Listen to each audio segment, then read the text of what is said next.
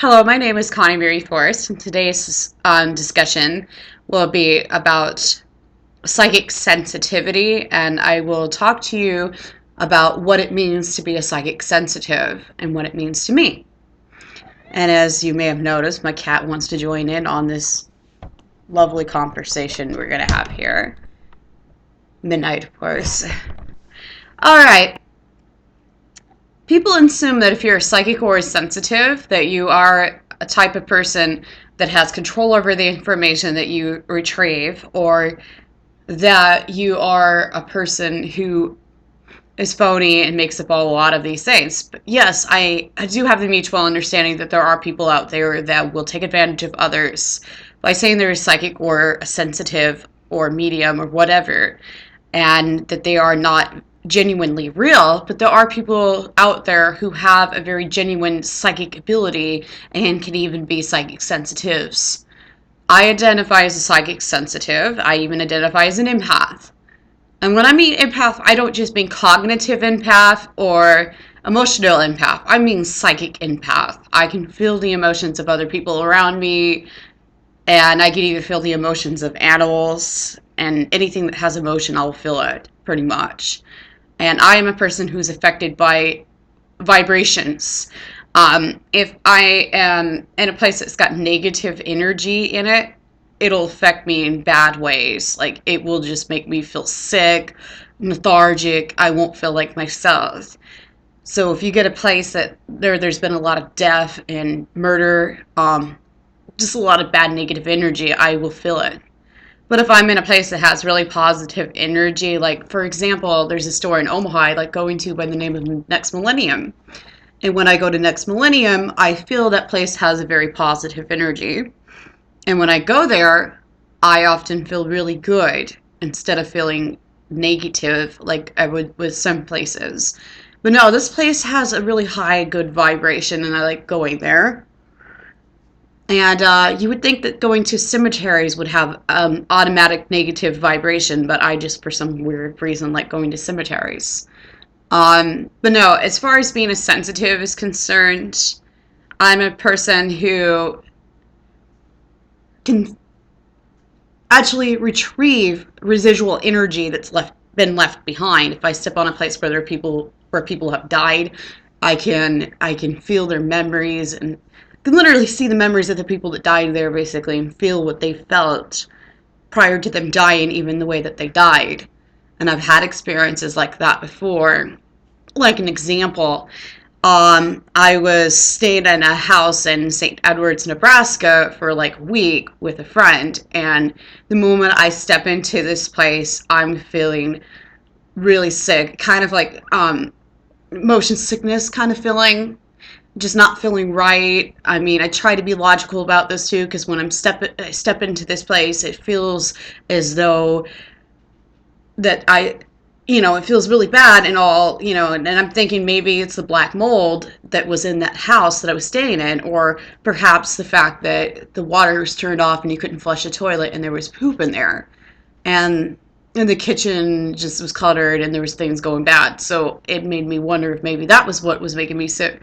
But I don't deny that I felt like a very negative vibration in that house. I felt like there was a lot of death and murder. When I went to step outside because being inside the house was too overwhelming for me, I started I started feeling some really weird shit, and then like I don't know, it was kind of hard to explain, but I don't physically see with my eyes. I see like with my third eye, and I kept seeing these memories of people that had died on the land, and it's just really graphic stuff that even seems satanic, where children are murdered and there's child molestation and really bad stuff like that, like child molestation and pedophilia, where but it was associated to Satanism on that land, and I sense the very town had a history of Satanism.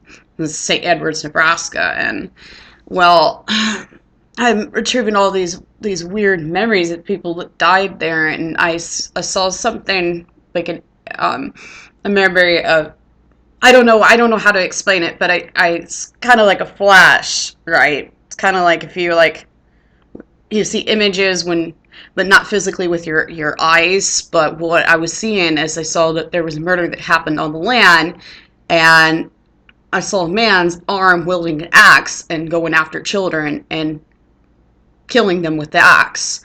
And it was really graphic and bloody, and I did not want to see it. I remember saying, I don't want to see this. I don't want to see this. Go away, go away. It was so overwhelming. I was like, why am I seeing this? Um, and honestly, I wish I could make. I honestly wish I would that I could make it up and all, and that it was fake, but it's not. It very genuinely, I do feel a lot of this. And another one of the memories that I picked up from that place was that there was a grandmother that punished her grandson. He was he was really, really out of hand, getting in trouble in the neighborhood, and she wanted to punish him. So she got really harsh about it, left him down in a basement without food and water. And this was like a small basement, right? This was a small boy, not a very old boy. I mean, not a big boy, I mean. But no, this was a child, right? A young child left down in this basement by his own grandmother. She would go without feeding him and giving him water for a long enough period of time that you'd think he would have died from the starvation, but it was actually the dehydration that killed the poor child. So I remember feeling that residual energy so intensely that I felt thirsty myself. And normally I don't like drinking too much water. So usually when I start noticing I'm really thirsty like that, that's weird for me. But I feel that was related to the residual energy because I felt really thirsty, and I was telling my friend about that I was feeling really thirsty, and she's like, "Well, we'll go get some spring water," and they went and got some spring water, and they came back, and I was drinking the majority of it because I was so thirsty, feeling so dehydrated. And I couldn't figure out why that was because usually I don't usually like drinking that much water, even though the spring water that I was drinking tastes 10 times better than water that would come out of a sink, quite personally. Like when you get like the water straight from the sink and you drink it, yeah, that's not like the best water, and I can never stand drinking that kind of water. I mean, I like really fresh, really cold water. I tend to like it and I prefer it that way. Um, but okay, now I'm gonna have to get back on conversation here. I kind of got off on course, but I don't know. There was another experience while staying in the house. Like I had a nightmare about a family being murdered in the house. This is really weird. Well, what happened was is this mother, she hid her son in like a closet like thing up in the attic, and I saw what happened to the mother, and I believe that the dad in the dream was more of a stepdad. I don't think he was the biological dad. The whole family seemed to have dark hair, and it seemed like there were three of them, like the grown-ups being like the parents to the little boy, and the little boy was hiding in the closet. And I don't really remember what happened to the little boy, but I saw the death of the parents. Like, I don't know why it was associated to an axe even then. It's really weird. But the thing is, another thing that was really messed up, because me and my friend decided to go for a walk, and we walked by one of the houses right across from us that was abandoned. And I saw an image of a woman pushing her son out the window. And I'm not saying with physical eyes, it was the third eye again. I saw her pushing her son out the window, and then I saw what else she did to her other kids. Like she had two other kids before that one. She had three sons total. The other two, she had one that she drowned in a bathtub, and then one she poisoned with cyanide poison. And this was really overwhelming for me because I could feel her residual negative energy, and she just had these really hateful thoughts regarding her sons and how she referred to them as bastards. Like she left the residual, not just the residual energy behind, she left her thoughts behind about her children, basically, and how she hated them, she didn't want them. I guess she was a kind of person that really didn't have that natural maternal instinct and really didn't want her kids.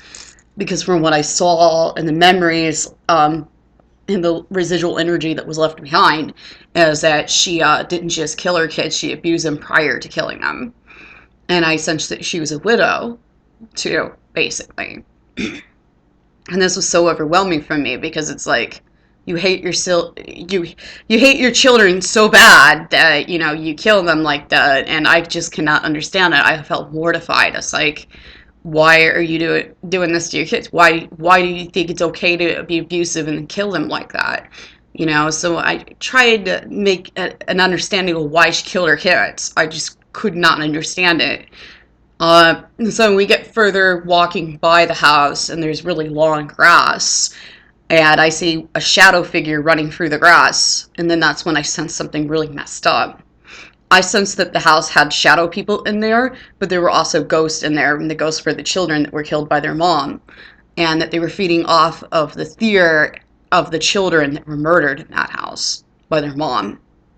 They were feeding off of it, like they were tricking the kids into thinking that they were their mom. Basically when someone manipulates you or something like. But so supposedly they can actually take form. From what I sense, is they took form of the mother, and they were feeding off of the fear of these children that were basically killed in that house. And that really mortified me too, because it's like, they suffered enough before they died, and then they have to put up with that. That's just ridiculous. And so then I came back to the house where I was staying at, and I communicated to the guy that lived in the house. I said I sensed that a woman pushed her son out the window, and he says, I heard rumors of stuff like that. It's just I didn't realize it was that house right across from me. You really saw it out that window? And I'm like, yes. And so that was really weird, and that wasn't the only thing that was like verified, because my friend said prior to moving to St. Edwards, Nebraska, she had friends warning her about the place having a satanic history. The St. Edwards, Nebraska. And I did sense a lot of that. I also sensed that the place I was staying in used to have a farmland, and it used to have a barn out there, and that it burned to the ground. And I was sitting there telling the guy that lived there that I could sense that, but the place was burned to the ground because the people in the town were very angry with the people that were living on that farmland because they were satanic. It's really messed up when you start seeing things like that. You don't really choose to see them. I don't choose to see them, so when I do see them, it overwhelms me. It's not like I want to see them, but when you're sensitive, you can't control it. I would rather see positive, happy things, but I can't help but be sort of a doomsayer in that sense, because I've had these abilities since childhood, and I really don't remember when they started. All I know is I can remember back as far as 9 with my ability, because I had like a nightmare. It seemed like a nightmare, I think you would say. I don't think it was a typical nightmare, let alone a night terror. It was a very graphic dream. In their dream, there was a little girl, and she seemed to be like the brightest light in the room, and it was like a really dark place, like a basement or attic. And there was a man, I couldn't see his face, standing there, and he took the little girl and he strangled her, and the light went right out. And even then, as a kid, I understood that had something to do with death. And I didn't understand how he was killing her. I just understood he had his hands around her neck. Well, the thing is, the little girl in that dream, she had like curly blonde hair in the dream, from what I noticed. And she looked like a young girl, around 6. So but I really couldn't tell the difference since I was a kid then. I was like only 9, and soon after I had that dream, on the news they were reporting the murder of JonBenét Ramsey. So in my more recent days, I rather recently did research on that, and I found out that part of her death associated to being strangled to death with a cord around her neck. And I felt really mortified with it. I was like, why did I have to have a dream like that at the age of 9? It's really fucked up. But that wasn't the only thing that caused her death. I mean, because there was blunt force to the head, and I didn't see that part in my dream. I don't know why. I just saw the cord around her neck. I only saw the cord around her neck, but well, kind of in a way, kind of did, because, like the strangle of the neck, to be honest. It was more of it looked like he was strangling her, but I didn't really know that it was a cord around the neck. But it's associated pretty close to it. I mean, I kind of say all things awkward, kind of messed up. I'm sorry about that. I meant to say the hands around the neck, and it correlated with the cord being wrapped around her neck in that sense. But I just don't understand why I didn't see the guy's face. It's really upsetting. And he was really dark, and I'm surprised I could even see him. Well, and come to find out where the murder had taken place, it was in a wine cellar. Not an actual basement or attic, but a wine cellar. So pretty damn close to being a basement. But it's really disturbing. And it upsets me because I wish I could have retrieved more information from the dream. But I was also 9, so I'm still trying to, make sense of it to this day. And I can't fully grasp why I had that dream. But I also had a dream about the Villisca Axe Murder House when I was the age of 11. And I knew nothing about the Villisca Axe Murder House. All I know is that there was a girl with the name Catherine, and the family's name was Moore. And I know she was showing me what happened to her family and how they were murdered with axes, but there was also knives involved. And I remember there was a blue room in the dream. A blue room that stood out, and then I had a friend, because I explained to her that this dream that I had, and I still couldn't tell, I still didn't put 2 and 2 together, figuring out that was the same place. Because I heard after, years after, that I had that dream about the Villisca, but didn't think about it being that, basically. But no, my friend, just to prove a point to me that that's what I was seeing, she had a document, and she put it in. It was a document on DVD, and she put it in her DVD player and watched a document with her, and sure enough, a blue room. And everything that I saw in my dream added up quite well, actually. And the girl that was murdered in that house, right? Okay, when I had dreamed about her, I didn't realize she was dead. It was weird. I could not quite translate that. I didn't understand that. I kind of get all jumbled with that. But I didn't understand that she was dead too, and she was one of the murder victims that died in that house. She was the last to die. Catherine Moore. She died right after her friends were murdered, right before her eyes. Because it wasn't just her family. There were 2 girls spending the night there with her, and they were murdered right before Catherine was. She was the very last to die. She had hidden in a closet, and somehow they found her, and they killed her friends, and they killed her. But the thing is, I didn't know she was dead.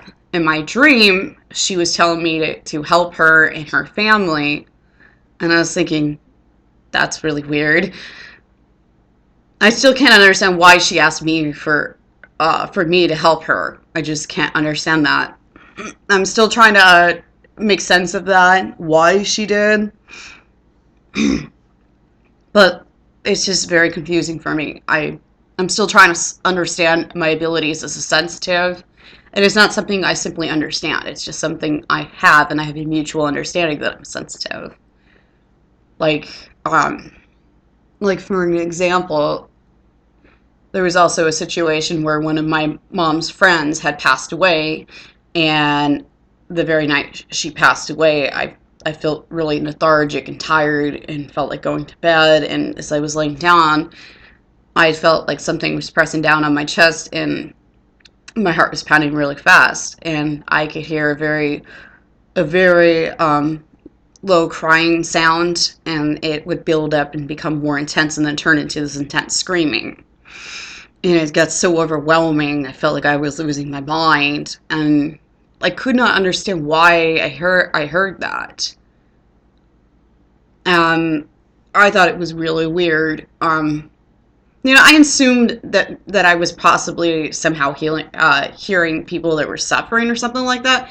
But as it turns out, from what my Ouija board was telling me, because I consulted in like my patron goddess on my Ouija board, she was telling me that I didn't hear people. I heard a type of fae known as banshee, and the two were connected to my mom's friend that passed away that night, because she died the very night that I was experiencing that.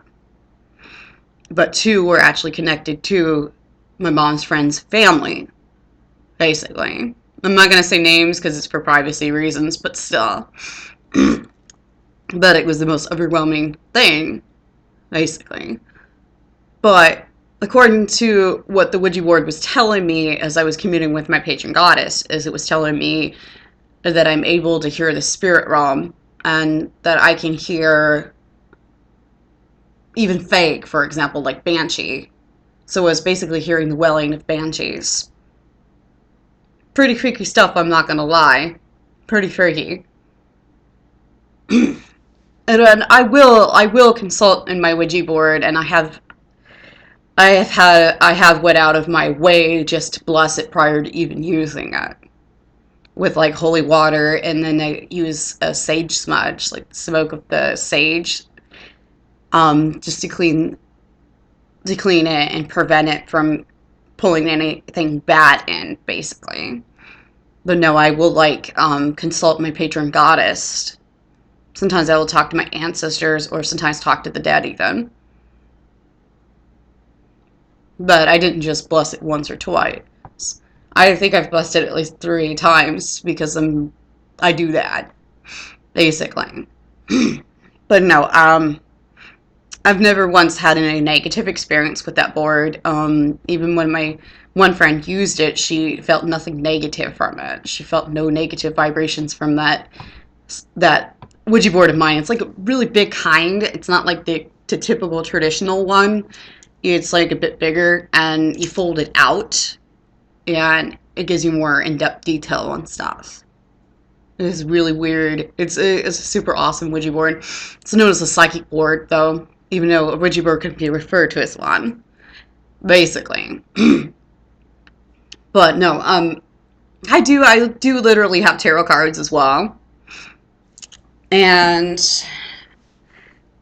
so yeah, let me see, what other things have I experienced? Oh yeah, I remember at one point that I was staying with friends in Genoa, Nebraska, and there was a house I was staying in the moment, the very first day that I came in, um, I heard what sounded like kids in the attic playing, and I could hear their giggles. And I asked my friends, "Are there any children here?" And they said, "No, there's no children here, but there are two ghosts, and they're kids, a little boy and a girl."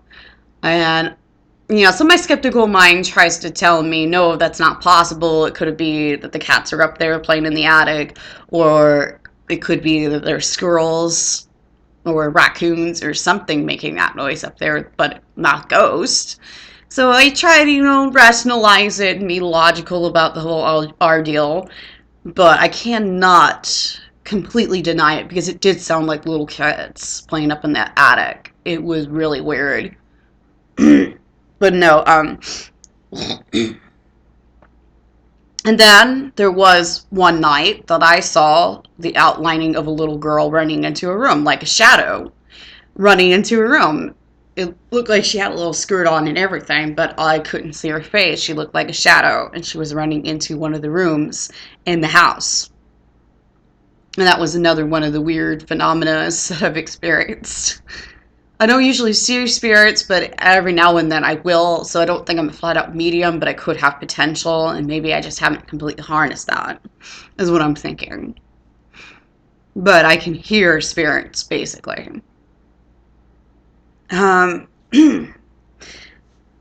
yeah, and then there was another weird incident that I wish I could have gotten on camera. There was a lighter that was floating in the air, and my friend was chasing after it, being like, come back there, come back with that light, or I'm not done with it. So it seemed really out there and humorous. And I could have sworn I heard what sounded like a child giggling as this thing was floating off, basically. But it did sound like on several occasions that there were children in the house playing in the attic or the basement even. It was like really weird. And then there was like one night, one of the nights that I was staying there, that I heard, I don't know what it was, but it sounded like someone asking me for help. Actually, it sounded like several people asking me for help. It was really weird. Like I heard them saying, "Help us.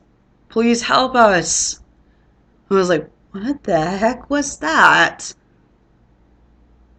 It's just, it really is awkward. Oh yeah, and then there was another situation that was really, really out there.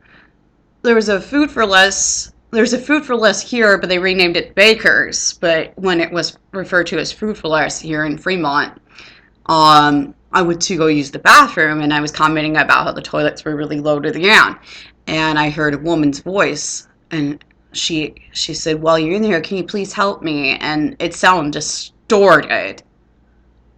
But even then, I tried looking for her to find her, because she had asked me to help her, and so I was like concerned, very genuinely concerned about it.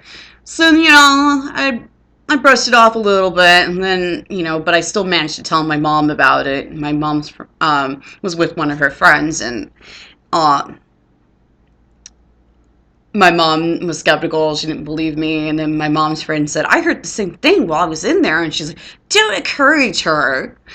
And she's like, "No, seriously, I heard exactly that. I heard somebody asking me for help in that bathroom, and I went looking for them, and I could not find them." And she was commenting on how strange that was, and so she very genuinely confirmed what I was sensing, or what I heard, basically. It was a really weird phenomena. But I've heard sensitives can often be drawn to each other in some way or another. It happens.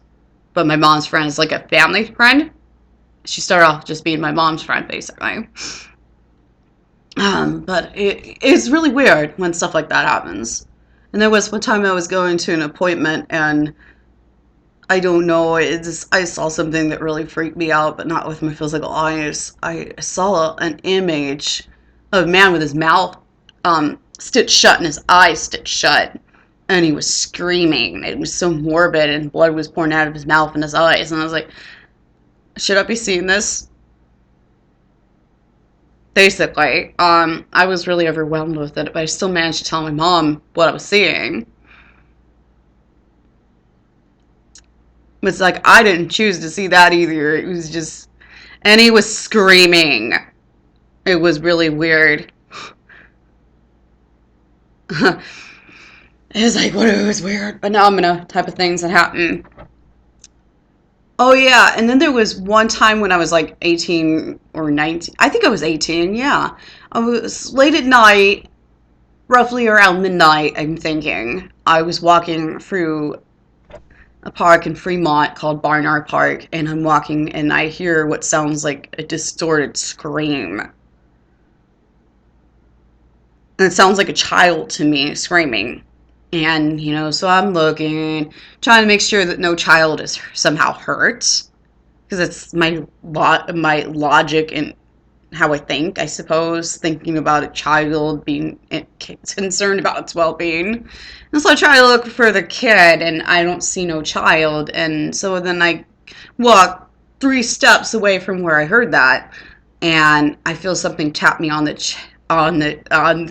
back, and I felt really cold because it was weird. It wasn't a cold night.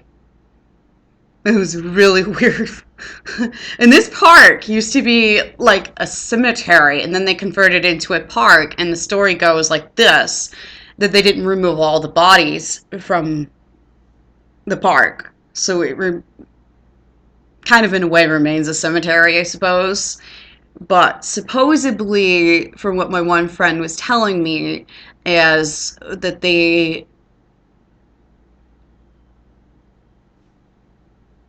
people that had removed all removed the majority of the bodies, I should say, um, kept more than they said that they did in that park, and they didn't remove all of them like they were supposed to because they didn't want to be reliable for it or something like that. But no, that was just really, really super freaky and weird. I just don't know why I heard a little kid screaming that late at night, around midnight roughly, and didn't see no kid. Just heard it. That's just like one of those sort of situations where you just have to really scratch your head and you're like thinking, why do I hear a child screaming but don't see one? Yeah. I'm trying to think of what else I might have experienced before, and I think that's all I've really came across to what I've experienced. But I've also heard ghost stories of local areas close by, even in Fremont. Like there's a park called Hormel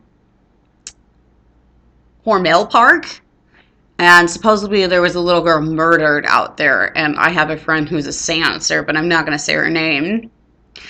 But we had did a seance very close to the location, and she was telling me that the little girl that was murdered in that park was actually murdered by her uncle, and that he was a pedophile. Yeah, that he had raped her before he killed her. That was really disturbing. It was just really weird. But then there's like another park, but it's not in Fremont, but it's in Omaha, and it's known as Humble Park. And there's all kinds of weird stories about the place and urban legends. They talk about this urban legend of there being albino people. They don't really like people that are not albino, and that they like kill people and they're cannibalist or something. Because I even had a police officer once tell me, oh, you don't want to go out to the park late at night, you might get attacked by albinos. Because we wanted to go to the park, like me and my friends, right? We wanted to go to that park for an adventure, so I can tell them also about the park and the urban legends and such and whatnot. Well, they were telling me the plug was, the cops were telling me that the park was flooded and you can't go up there because, well, one of my friends had stopped one of the cops to ask him where Humble Park was, and so that's how we found out the place was flooded, and we weren't allowed to go there because it was flooded, and they were concerned about the well-being of the people going up there, so to speak. But that's when he was joking around about that one urban legend. I was like, "You heard about that urban legend?" And he said, "Well, I've lived in this area my whole life, so I've heard a lot of crazy stories about that part." It was actually pretty interesting. But no, there's all kinds of weird things about the park. It used to be like an Indian burial site, and I know there's murders that have happened. Like there was a little girl that was found in a barrel up there in that park. She was murdered and she was placed in a barrel. That's all I really remember of that. But no, that place has a really bad reputation. It even has a satanic reputation. They had to close off a part of the park once because of that. There was a tower that burned to the ground. There was a certain area of the park that was closed off because there were satanic rituals happening in the park. And they closed it off because they didn't want, I don't know why their logic tells them to close off that section of the park. Not that that's going to prevent a satanic person from doing whatever it is that they want to do, no matter how extreme it is. But no, that's just how that is. There's like a lot of weird stories about the place. Like there was a bridge where a woman supposedly committed suicide. Like I don't know if she hung herself or she jumped off the bridge or what the deal is, but supposedly you could hear her screaming at midnight if you're close to the park at the time, like of midnight when the clock strikes midnight or something like that. And there's supposedly these morphing stairs that you cannot keep a track of how many steps there are. It might just be that people just lose track of the steps. It's really weird. But no, my parents, me and my parents, we used to go out there a lot, and My parents just don't want to ever go out there anymore because the place is starting to get worse by the minute, and there's like a lot of bad stories going on, a lot of bad things going on basically with the park. Like a lot of insane stuff that's happened up there in recent years. So we haven't really been there for quite a while. As it is pretty much my parents' concerned about the danger of the park, basically, of the people that go there mostly. But no, there's like a wild story that my father had told me about Hubble Park, right? He swore that him and a couple of friends went up to the park one night and they saw something coming up from not quite a hill, but like they have humbles, which are similar to hills. Something coming up from there, 7 foot tall, really hairy, had teeth that would put Dracula to shame. Yeah, and my father claimed that he didn't want to stay around. He didn't want to stay put to find out what it was. But he said it didn't look like a costume. It looked really real and realistic. But he said he took off in his car and didn't want to stay there, basically. But then there's like other crazy stories too, because supposedly my father had friends that played a prank on him, that they handcuffed him to a radiator, I believe, in the park. But no, there's that story, basically. But let's see, what else do I remember about Hormel? Not Hormel, but Humble. I get those two confused. Humble Park, yeah. What else do I remember about Humble Park? I know that I did a report on it, and I know that the place had a history of lynching. You know, when because way back in the day, it was like a people were more racist back then, and they would hang black people from the trees. And there's an urban legend connected to the trees. So many black people were hung that the trees bend, and even the grass bends a certain way or something like that. I don't know. It's kind of a crazy urban legend.